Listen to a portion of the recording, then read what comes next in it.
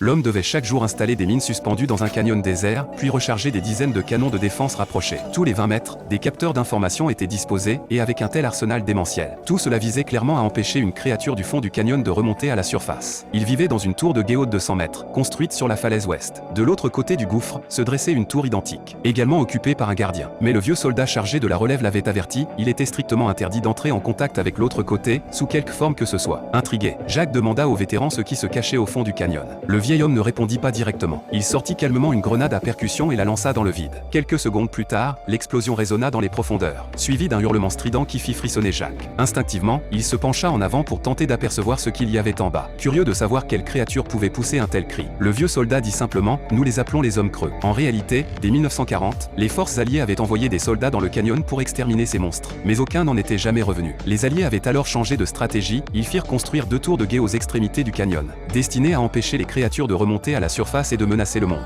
Ainsi naquirent les gardiens du canyon. Le lendemain, une fois la relève effectuée, le vieux soldat quitta la tour avec son sac sur le dos, laissant Jacques entamer son année d'isolement. La récompense promise était colossale, mais la condition était claire. Aucun contact avec le monde extérieur pendant toute la mission. Le vétéran arriva au point de rendez-vous prévu, et en voyant l'hélicoptère venir le récupérer, il pensa déjà à la vie tranquille qu'il mènerait avec sa prime. Mais il n'aurait jamais imaginé qu'une balle froide viendrait l'accueillir. Il était évident que la société pour laquelle travaillait Jacques cachait dans ce canyon un secret inavouable. Lui, en revanche, n'en savait rien. Jour après jour, il patrouillait le long du ravin, inspectait les clôtures et les canons automatiques, vérifiait l'état du transmetteur satellite, puis envoyait son rapport au quartier général. Le travail semblait simple, mais la solitude prolongée rongeait peu à peu son esprit, et même l'alcool du soir ne parvenait plus à l'endormir. Jusqu'à ce jour où, alors qu'il allait s'occuper de la serre, un bruit étrange retentit de l'autre côté du canyon. Intrigué, Jacques retourna aussitôt à la tour et pointa son télescope. À sa grande surprise, il aperçut une femme, au corps élancé et séduisant, debout sur la tour opposée. Malgré la distance, elle attira aussitôt son attention. Un simple regard de sa part suffit à faire battre le cœur du soldat aguerri. Il se rappela pourtant l'interdiction stricte laissée par le vieux soldat. Aucune communication avec l'autre tour, quoi qu'il arrive.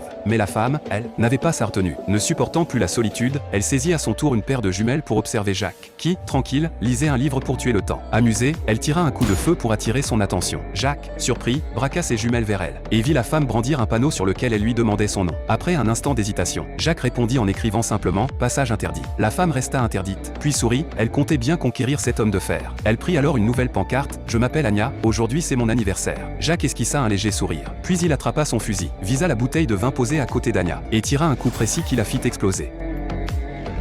Surprise, Anya éclata de rire, ce genre d'échange lui plaisait. Elle posa une autre bouteille sur sa tête, prête à le défier de nouveau, mais avant qu'il ne tire, elle s'interrompit brusquement, éteignit la musique et lui fit signe avec insistance. Il y avait du danger dans le canyon. Jacques s'approcha aussitôt du bord pour observer, et après 3 mois de surveillance monotone, il allait enfin faire face, pour la première fois, aux hommes creux.